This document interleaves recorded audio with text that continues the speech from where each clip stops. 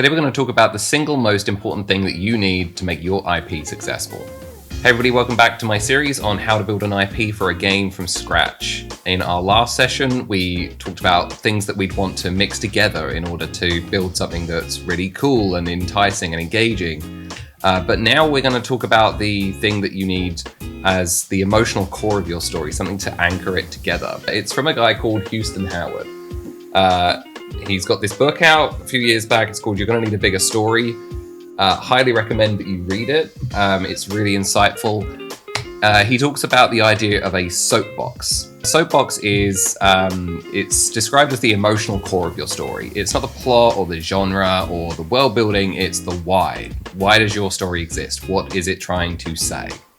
Now, it doesn't have to be preachy or on the nose, it just has to be true. And for people experiencing your story, it should feel real and authentic. Now, some examples of this could be in Star Wars. The soapbox for that could be It's Never Too Late to Change. The Hunger Games. Even the smartest person can challenge oppressive systems and empower the powerless. Or Harry Potter even. No matter how dark things seem, if you believe in yourself and those around you, everything will work out. The soapbox is a thread that connects your characters and the stakes and the tone. And if you get it right, it can become your compass for all the questions that you have later on and anything that comes up that you need to problem solve. You always go back and ask yourself, what is this world trying to say when you try and answer any of these questions? So we know in our IP, mixing Bloodborne and Pokemon, that we want a dark gothic tone, a version of this that we haven't seen before. We want monsters that are twisted and terrifying and tragic, and we know we want the fantasy of turning those monsters against the darkness that spawned them. And that's all really good and fun, but we need to ask ourselves, why monsters? Why hunters? Why this fight? Why this world? And I think if we look inside ourselves, we can find the answers for that, because monsters in this story aren't just enemies.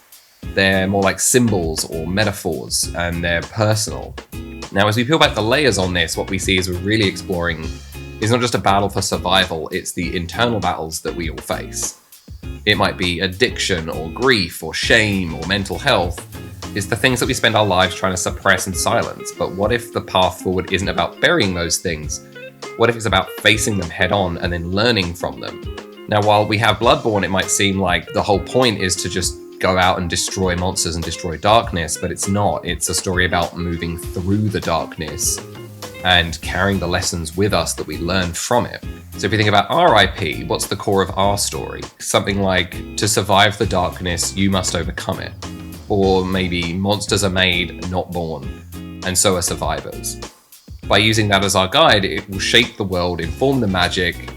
It will define who the heroes and the villains are, not just what they've been through, but how they got there. In our story, monsters don't just exist to be slain, they reflect something that's broken, something that's real. And the only way to heal ourselves is to look that monster in the eye and overcome it. And so by capturing these monsters and overcoming them and using them as our own tools, we use the benefit of our experience in the darkness to our own advantage. Let me know what you think of this soapbox in the comments below.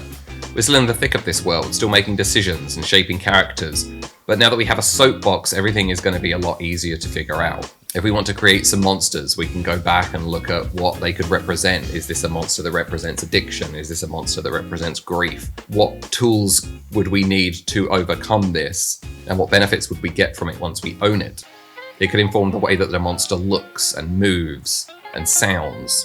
When we think about locations, we can go back to this and think, what pieces of my life have I overcome and can be represented in an environment?